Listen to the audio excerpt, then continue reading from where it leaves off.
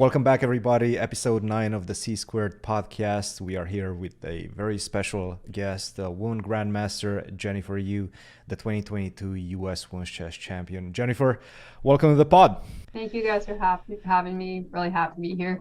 So how's things been since you became the national champion? I would assume you went back to school and everybody's like super happy. Everybody's congratulating you for this huge accomplishment. Yeah, I'm back in my little dorm room right now. Yeah, it's been kind of crazy.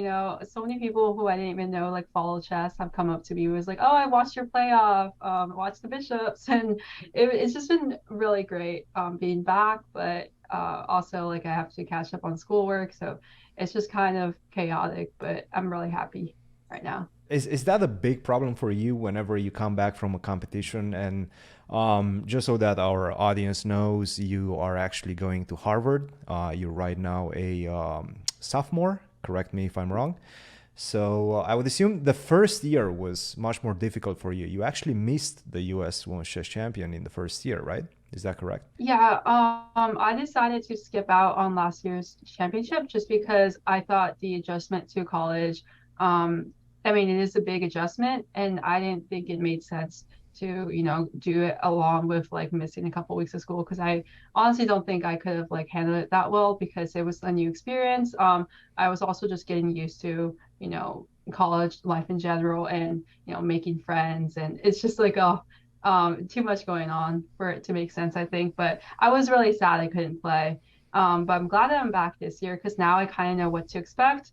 And it was just like I was able to do work along the tournament. So I think it really helped now that I'm back. But like for my whole life, it's like I've done this like, throughout high school. And it's always like the month after a tournament that's the worst because you're just completely out of it because you have to make up all the work.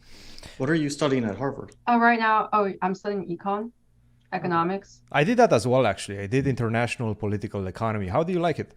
Right now, I mean, I like it, but I haven't taken that many like in-depth courses yet, like really specific courses. I've kind of just taken like the general, macroeconomics kind of courses, but I'm taking like some other classes as well that fulfill other things. So I'm kind of taking a wide range of things. I only have one econ course this semester, but I find it really interesting. Fabi, do you want to go back to school? We have a Um, connection. I don't know if I do too well. We I have a haven't. connection at It's been a Harvard. long time for me. You But actually, think? how do you feel about balancing chess and going to university and schoolwork? Because I imagine that it's very difficult to focus on both with the intensity that you need to maximize your potential. So it's a learning process for me. Like I'm not even close to having it down. So this was like my first experience with doing both at the same time, going to this US championship. And I think there's definitely a lot I would change in the future. Like I would want to do more chess prep before the tournament next time I do it, just because this time it was, I didn't prepare as much as I should have. And like during the tournament, I also had, couldn't do as much as I wanted to at the tournament because I was also thinking about school. So it was just kind of like I was just kind of caught in between both. But now I feel like I just have to like it's just really difficult because when you have some time here at school, it's just hard to be like, oh, I have to sit down and study chess because you want to be doing other things. If you're going lectures all day, it's not like the first thing you think of. Let me go to my dorm and study openings.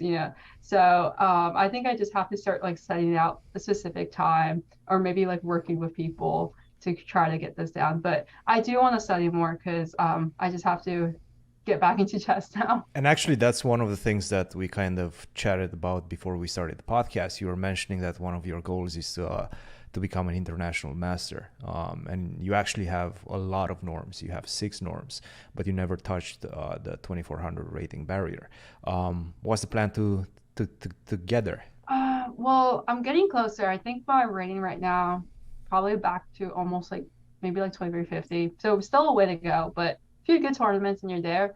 I think I just have my main issue was like a few years ago I hit like this 2300 when the 3 norms, and I don't think I put in that much work with chess necessary to get here. I just kind of, messed around a bit, had some good performances and got the norms, and then I plateaued because, I need to put in that extra work. So I think now that's just what I have to do. There's no getting around it anymore. Just gotta put down those hours and then play a few good tournaments in a row, and I think I'm there. But that's just like a one more stepping stone I have to get over.